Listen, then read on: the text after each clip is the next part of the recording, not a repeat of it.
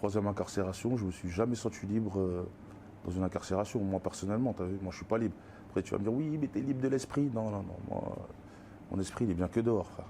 Dès que je suis 22 heures enfermé sur 24, que tac, pour tout ce que je dois demander, il faut que j'appelle, il faut que j'écris une lettre, pour aller au médecin, ça met 5 jours, t'as une rage dedans, c'est sur place, mais il faut que t'écris la lettre et que le secrétariat est fermé, donc lundi. Eh, frère, tout ça on n'a pas l'habitude. Moi en plus je suis un mec, je bouge. Même depuis tout petit, ma mère elle me disait, va, ma tante, elle me disait, laissez-le partir, il va compter les poteaux. Elle me dit, quand tu reviens, dis-moi combien il y a de poteaux dehors. Moi, je kiffais déjà le dehors. C'est pour ça que je dis souvent, ma première incarcération, moi, ça a été un choc. Il y en a qui vont dire, ouais, moi, c'était cool, il y avait l'eau de la cité. Il n'y avait pas de l'eau de la cité, j'étais à Marseille, je connaissais personne, malgré que j'ai grandi dans le passé, donc c'était le Parisien à Marseille. T'es fou, la première peine, j'ai lâché ma larme direct, quand j'ai réalisé que j'étais en prison. Ça veut dire, tac, le lendemain, j'ai ouvert mes yeux, j'entendais ça crier par la fenêtre, j'étais tout seul comme ça, j'ai lâché ma petite larme de, ah ouais, ça y est, mais tout seul. Franchement, n'importe quelle prison, c'est la merde, hein. Mais après, la France, c'est vrai que c'est pas le Maroc. Après, t'as des prisons, elles sont très dures en France. T'as des prisons, elles sont un peu plus cool. La santé, c'est vrai qu'à la santé, bon, t'es quand même en prison, des fois, surtout quand l'administration décide de jouer avec toi, là, t'es mort. Mais c'est vrai que c'est plus cool que Fleury. Fleury, c'est une usine. Fleury, c'est la plus grande prison d'Europe. T'as des ailes partout, des étages partout. On peut rester 3 ans dans le même bâtiment sans se croiser. Tellement il y a du monde. Tu mets ton drapeau, faut mettre ton drapeau. Ça s'appelle le drapeau. En fait, tu glisses une feuille sur le bout de la porte pour savoir que tu l'appelles à l'époque. Ton drapeau, il peut rester 1 heure. Ils en ont rien à foutre, ils te calculent pas parce qu'il y a tellement de détenus qui mettent les drapeaux.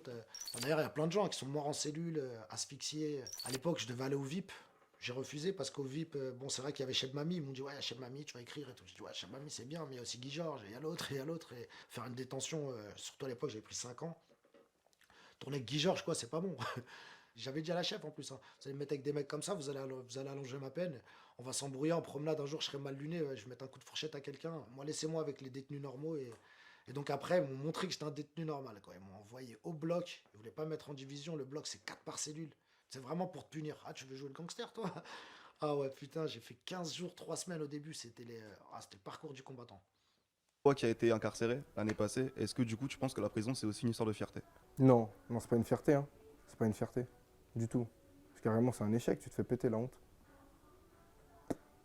Mais c'est une honte personnelle ou une honte juste de quand tu reviens, tu dis tout le monde te regarde en mode là il se fait péter? C'est grave, qu'est-ce que tu te fais péter, tu vois.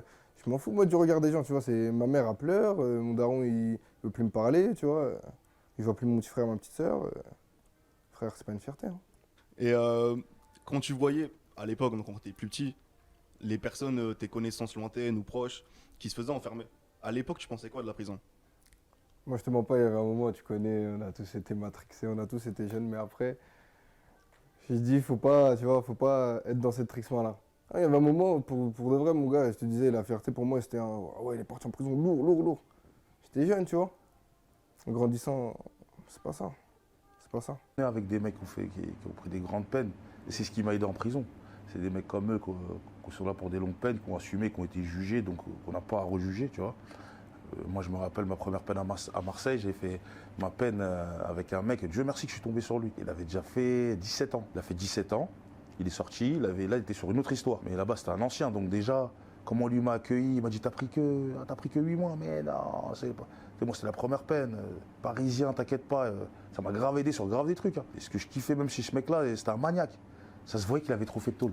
C'est-à-dire même comment il coupait les oignons, comment c'était millimétré, frérot, c'est incroyable. C'est le meilleur cuistot que j'ai rencontré. Mieux que dehors, frérot, mec à Palace. Il me dit, hey, il voulait pas que je touche la bouffe. Ne touche à rien, je vais te faire une khayave, tu vas te manger les doigts. Quand il me disait ça, il me disait, bouge pas, Bakha, toi, juste fais le truc là-haut. Les places pour le travail et dans la détention, ça vaut de l'or. Pourquoi ça vaut de l'or? Parce que tu n'es plus dans le même régime que les autres. On ouvre ta cellule à 7h du mat, on te la referme à 18h. C'est-à-dire que tu as la cellule libre. En plus de ça, tu es payé. Et ça facilite ta demande d'aménagement de peine vu que tu fais un premier pas dans la réinsertion. Moi, en ce qui me concerne, j'ai multiplié les lettres de détention pour accéder au travail. Malheureusement, on me les a refusées. Pourquoi? Parce que je recevais énormément de mandats et qu'on mettait en priorité les personnes n'ayant aucun pécule pour pouvoir essayer de gagner 200 ou 300 euros par mois. Finalement, j'ai basculé au travail, j'ai nettoyé les parloirs. Je faisais ce que je voulais en fait. Je disais à quelqu'un que ta femme et ta mère, elle vient au parloir, elle laissait un truc à la 26, je revenais à la 26, je récupérais, je partais en cellule avec. C'était le meilleur travail. Et j'étais désherbeur, c'est-à-dire que moi, j'avais accès à l'extérieur de la prison. Mais pour pouvoir basculer à ce stade-là, j'ai dit que je virais ma paye de la détention au Resto du Cœur. Le travail en détention, c'est très important et c'est très difficile à y accéder. Une fois que tu y es, par contre, tu fais une erreur, tu sautes. C'est les Baumettes. C'est dans le 9e arrondissement de Marseille. C'est juste là. Voilà, le bâtiment vert et blanc, c'est les nouvelles Baumettes. Et juste à gauche, les vieux murs, c'est ces anciennes Baumettes. C'est là où j'étais moi, dans les anciens bâtiments. C'est bien salubre, c'était bien sale. Tous les murs, ils sont cassés, il y a des trous partout.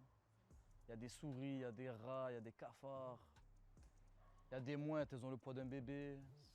C'est incroyable. Et tu sais quoi, ça fait bizarre de revenir là en plus. Je suis pas revenu depuis que je suis sorti ici, tu vois. Et tu vois la saleté et le mode de vie, tu vois, tu te laves pas comme dehors. Tu vois, moi je suis un mec, frère, j'aime beaucoup la douche, tu vois, c'est important, frère. Il y en a, ils s'en battent les couilles. Moi, frérot, la douche, c'est... Je peux pas passer une bonne journée si j'ai pas fait ma douche, tu vois. Et tu vois, la douche des Baumettes, frérot, même quand tu l'as fait, quand tu sors, tu as l'impression d'être encore sale. Parce qu'il y a plein de fumée, frère, de l'eau chaude, il y a l'odeur des gens, il y en a, ils sont sales. Tu vois par terre, c'est sale, des fois il y a l'eau, elle remonte un peu, ça veut dire ceux qui n'ont pas de claquettes, frère, je sais même pas comment ils font. C'est surtout la saleté, tu vois, le mode de vie, moi j'aime pas ça, tu vois. Moi je suis propre, et dedans c'est vraiment sale, tu vois, vraiment, vraiment. Même quand tu es propre, tu peux pas être propre à 100%, tu vois, en fait, c'est sale. Même leur couverture aussi, tu vois, couverture de l'armée, frère. Tu vois les couvertures marron là, que tu la mets, tu te grattes le bras pendant une semaine. On n'avait même pas de coussin là-bas quand tu rentres dans les anciennes, ils te donnaient pas de coussin. Pas de coussin. Tu arrives, ils te donnent une couverture, dentifrice, même une capote ils te donnent à l'ancienne. Je comprenais pas, moi j'ai mis pourquoi vous me donnez une capote, je fasse quoi avec à part une bombe à eau.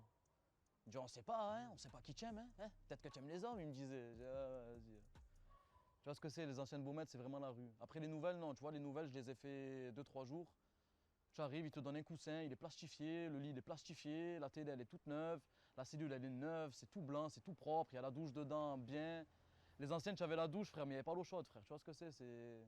Le matelas, c'était une grosse mousse. En fait, tu arrives dans ta cellule avec ton lit, ton matelas, c'est une mousse, en rectangle, et un gros sac avec les affaires dedans.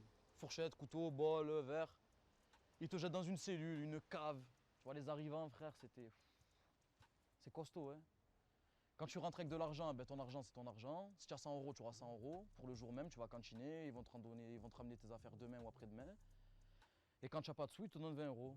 Moi, j'étais rentré avec zéro, je me rappelle, j'avais rien sur moi. Et voilà, il m'a passé 20 euros. Moi, j'ai fait quoi? J'ai pris 2 paquets de cigarettes, je crois, et un miroir.